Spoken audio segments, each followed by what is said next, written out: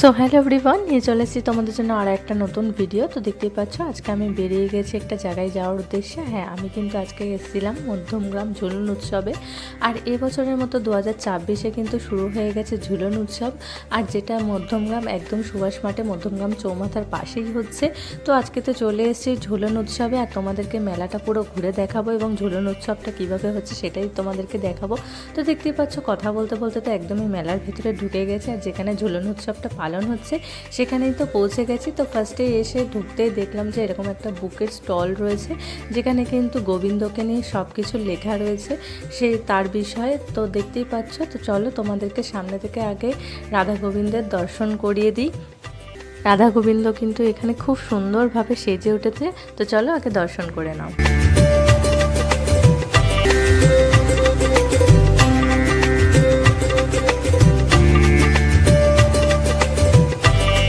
তো এখানে তো ঝুলন উৎসবের জন্য রাধা গোবিন্দকে খুব সুন্দর করে সাজিয়ে তোলা হয়েছে, দেখতেই পাচ্ছ তোমরা। আর পাশে কিন্তু ওখানে দোলনায় দুলছে, তোমাদেরকে দর্শন অবশ্যই করাবো। তো দেখতেই পাচ্ছ এখানে কিন্তু রাধা গোবিন্দ দুলছে দোলনায়, আর জায়গাটা কিন্তু বেশ সুন্দর করে সাজিয়েছে, আর দেখতে কিন্তু বেশ সুন্দর লাগছে। তো তোমাদের তো একটু দর্শন করিয়ে দিলাম। আর এখানে কিন্তু দেওয়া হচ্ছিল চরণামৃত। তোমরা যারা যারা পছন্দ তারা কিন্তু এখানে গিয়ে নিয়ে নিতে পারো, এবং প্রসাদও বিতরণ হচ্ছিল। আর তারপরে তো যেহেতু ঝুলন যাত্রা, আর ঝুলন যাত্রায় তো ঝুলন তো সাজাতেই হবে না, তার জন্য আর এখানে কিন্তু ঝুলন হিসাবে সাজানো হয়েছে পুরোটাই শ্রীকৃষ্ণের বাল্যকাল থেকে যে লীলা তিনি দেখিয়েছিলেন, যে লীলা তিনি করেছিলেন, সেটাই কিন্তু মূর্তি দিয়ে ফুটিয়ে তোলা হয়েছে। আর তোমরা তো সবাই শ্রীকৃষ্ণের এই লীলাটা জানো, তো সেটাই কিন্তু ফুটিয়ে তোলা হয়েছে, আর সেটাই তোমাদেরকে একটু দেখিয়ে দিচ্ছি।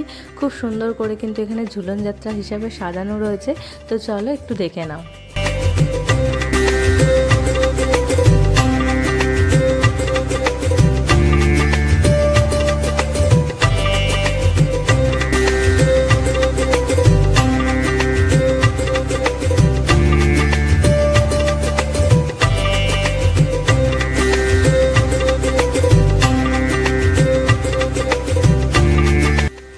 আমি তো তোমাদের জায়গাটা খুব সুন্দর করে ঘুরে দেখাচ্ছি। আর দেখো প্যান্ডেলে কিন্তু ওপর দিকটাও শ্রীকৃষ্ণের ছোটোবেলার বাল্যকালে যে লীলা করেছিলেন সেগুলোর কিন্তু চিত্র তুলে ধরা রয়েছে। জায়গাটা তো ভীষণ সুন্দর, আর প্রত্যেকটি দূর দূরান্ত থেকে মানুষ কিন্তু দেখতে আসছে এই ঝুলন যাত্রা। তো তোমরাও কিন্তু এবছরের মতো আসতে পারো।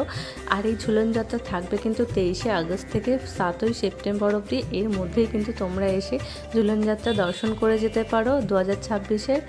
তো এবছরের মতো কিন্তু শুরু হয়ে গেছে মধ্যমগ্রাম চৌমাথার পাশে একদমই সুভাষ ময়দানে ঝুলন উৎসব, আর তার সাথে কিন্তু হচ্ছে একটি মেলাও। তো তোমরা কিন্তু যে ডেটটা আমি তোমাদের জানালাম সেই ডেটের মধ্যে গিয়ে কিন্তু দর্শন করে আসতে পারো রাধাকৃষ্ণের, এবং কিন্তু সাথে যে মেলাটা হচ্ছে সেটাও ঘুরে আসতে পারো। তো চলো বাদবাকি তোমরা ঝুলন যাত্রাটা একটু দেখে নাও।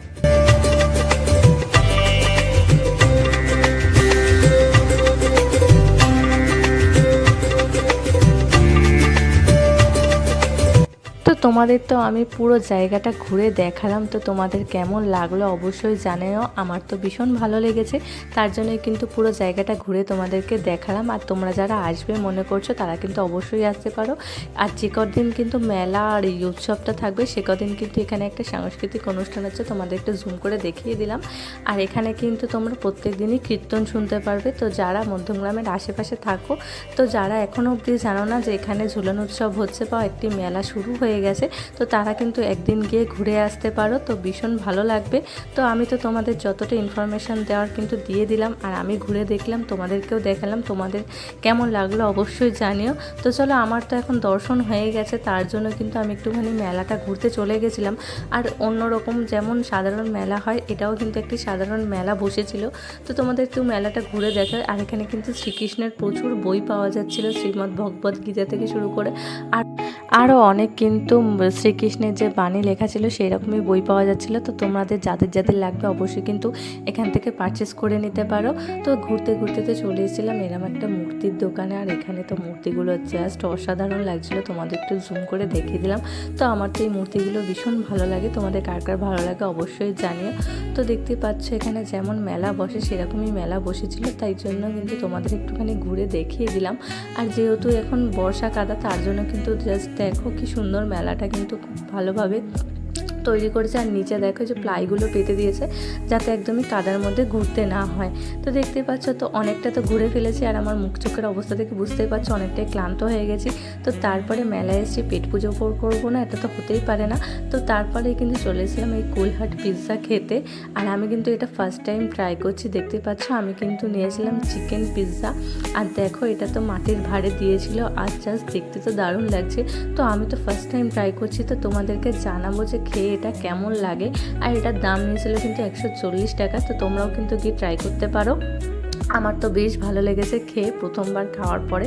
তো দেখতেই পাচ্ছ এখানে কিন্তু প্রচুর শাড়ির স্টল, কুর্তির স্টল, ব্যাগের স্টল এগুলোও কিন্তু বসেছিল। আর এগুলো তো আমার মেলায় গিয়ে জাস্ট ইউনিক লেগেছে। আমি কিন্তু অন্য কোনো মেলায় এই জিনিসগুলো দেখিনি, এগুলো আমি প্রথম দেখলাম আর আমার ভীষণ ভালো লেগেছিলো।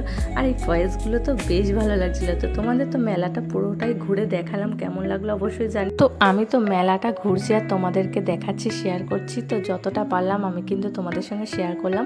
আর এখানে কিন্তু বাচ্চাদের জন্য চড়ার জন্য খুব সুন্দর সুন্দর রাইডসও ছিল। তোমরা কিন্তু কোনো বেবি নিয়ে গেলে কিন্তু চড়াতেও পারবে, বেশ ভালো লাগে।